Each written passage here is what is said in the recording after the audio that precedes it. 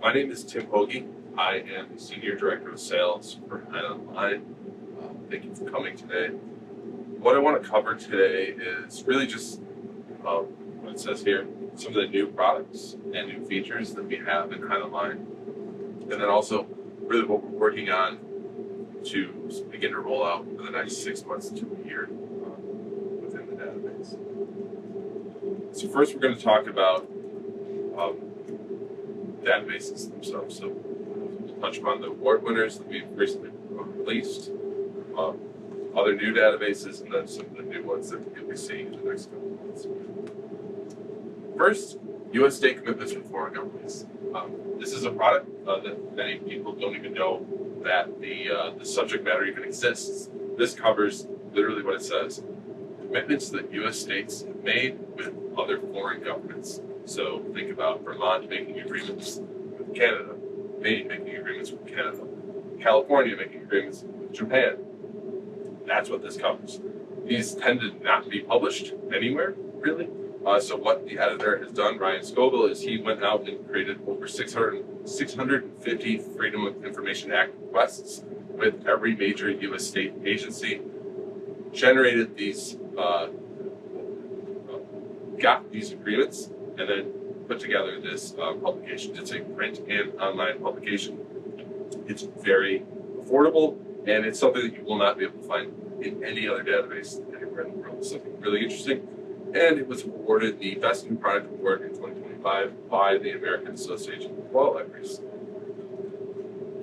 Next, another award winner, Elite Periodical Literature Law Librarianship. This was awarded the Joseph L. Andrews Legal Literature Award by the American Association of Law Libraries this year. It is the first searchable and completely annotated bibliography of over 5,000 articles, focused specifically on law librarianship within the United States and Canada. Our editors have been working on this product for over 30 years. It's a bit of a pet project for them. It is a father and daughter team of Michael and Sarah Slinger, both law librarians.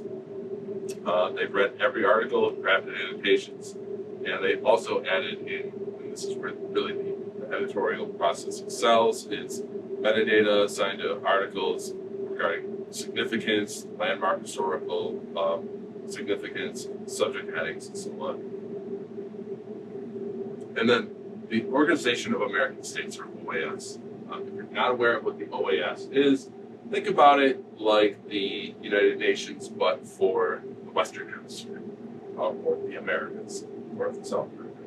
It's comprised of over 34 independent countries, and the OAS is all of this product is all of the publications from the Organization of American States.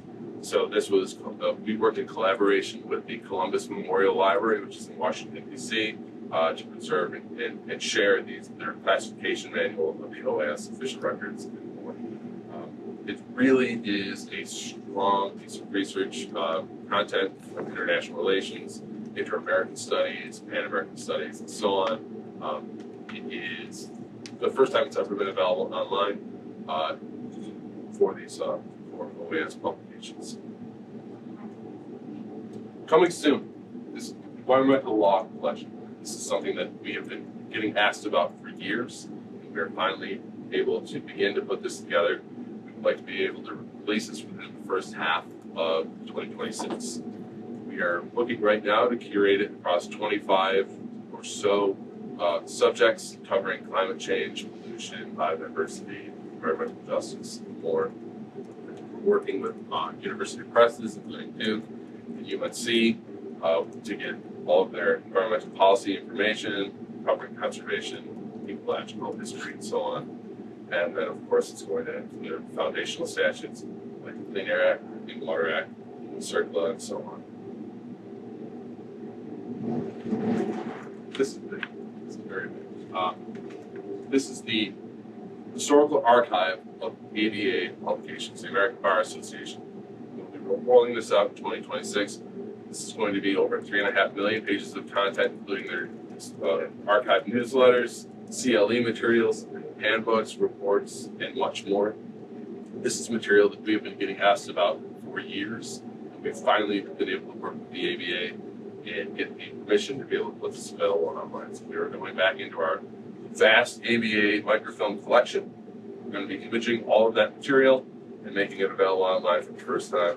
It's thousands of ABA publications across all of their sessions, all their committees, all their institutes over the past several decades. This is the kind of, if you're familiar with the ABA Law Library periodicals collection we have in HeinOnline, this is a fantastic complement to it, no overlapping content, which is very important. Best of all, MARC records will be included for every title in the collection, and there will also be instituting discounts if you are a subscriber to other ABA periodicals and microfiche materials.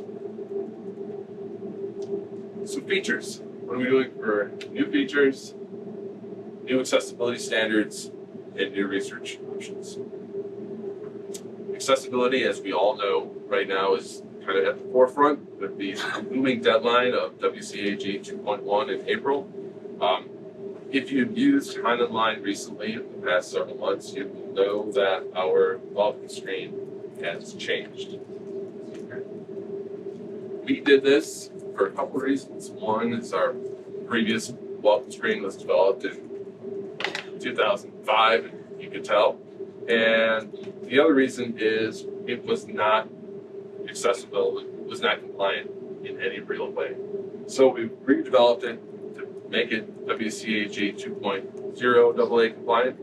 It will be further developed. We're shooting for 2.2 AA compliance by April of 2026. I believe the standard that we need to hit at that point would be 2.1 compliance, but we want to go over and above and kind of get ahead of it and make it more compliant than necessary. As it stands, no URLs within HeinOnline will be changing. If you use HeinOnline and copy and paste and save our URLs, you'll know that every single URL in HeinOnline is permalink and nothing is changing in that realm. So you can continue to save, copy, and paste those URLs and not have to worry about losing your links. Some of these upgrades, and you've probably seen them already, include more readable fonts, better contrast in terms of the background colors, the colors of the fonts that we're using, contrast in the icons that we use, and then of course keyboard-friendly navigation.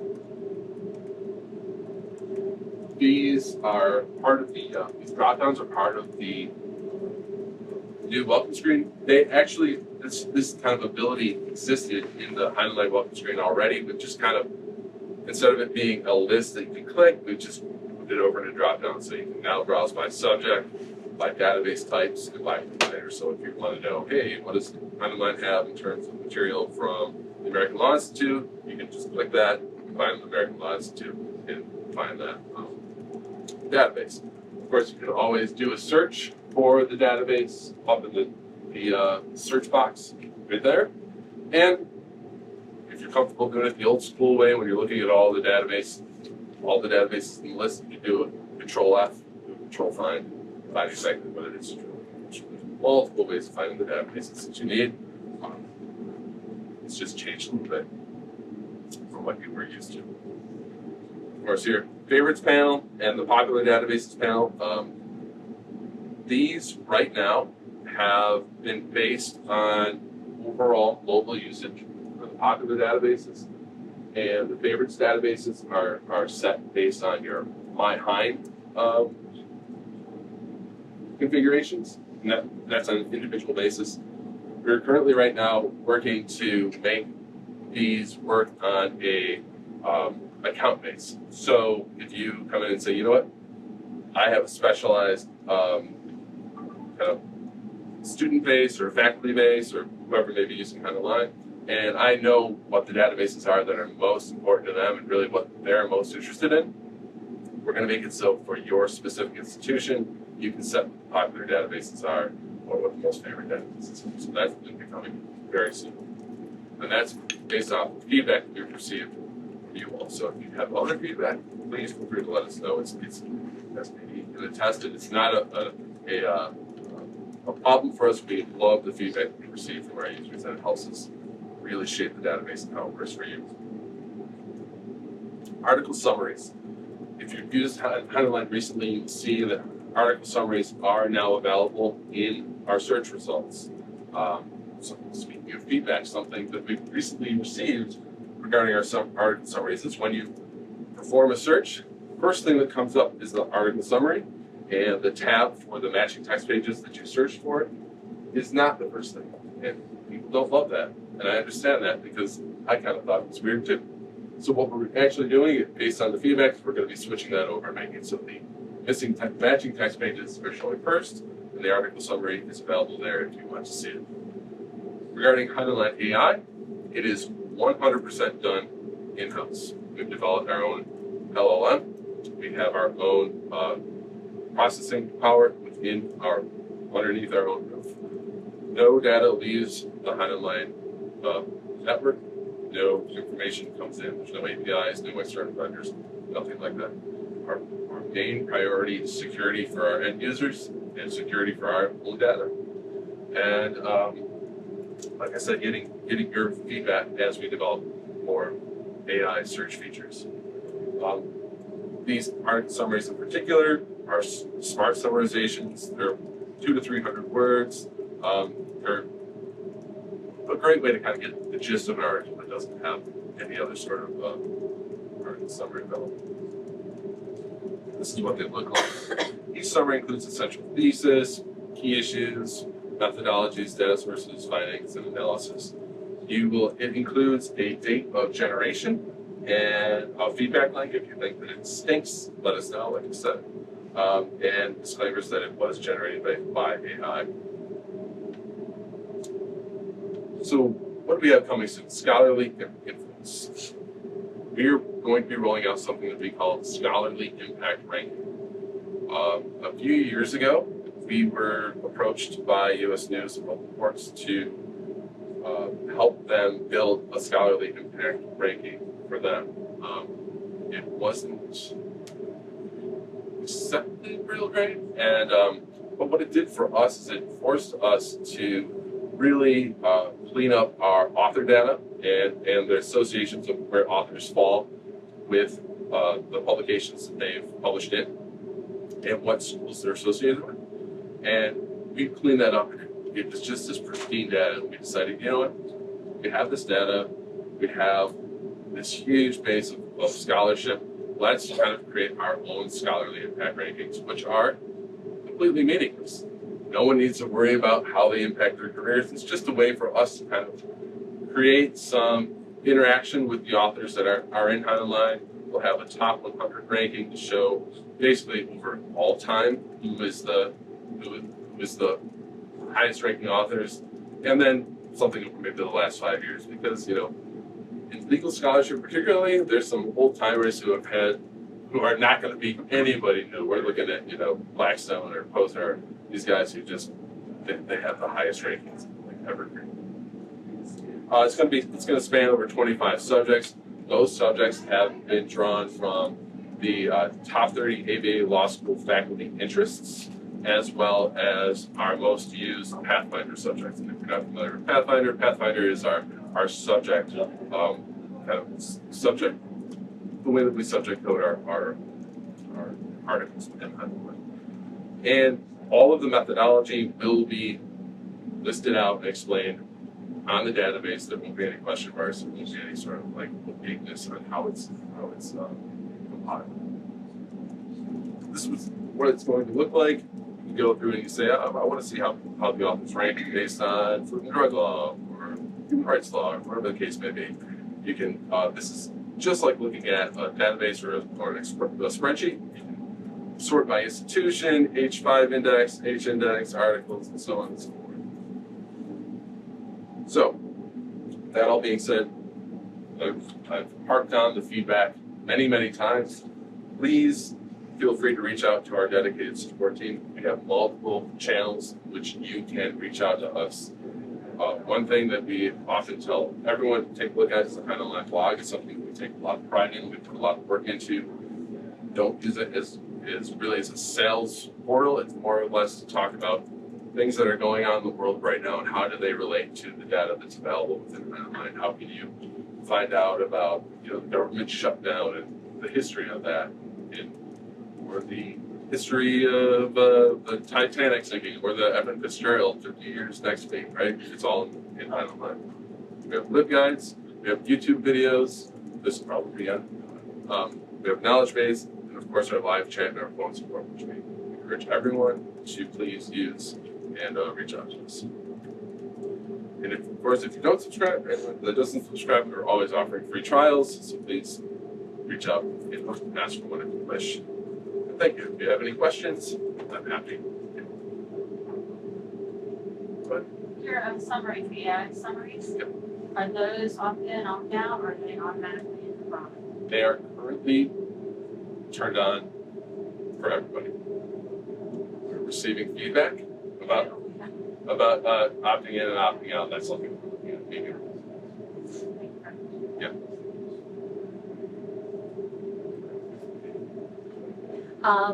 Yeah. Focused what you're interested in. Did you say that that's going to be that's in development to make it for institution? Yeah. So we're gonna basically be able to give you or someone like an administrative account where you can go in and select what the most popular databases are for your institution. Okay, thanks. Jim.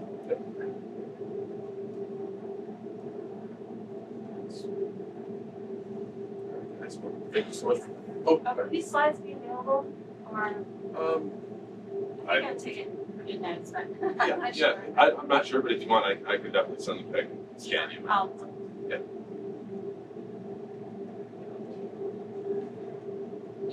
Oh, yeah, sure. All right, everyone. Thank you so much for coming.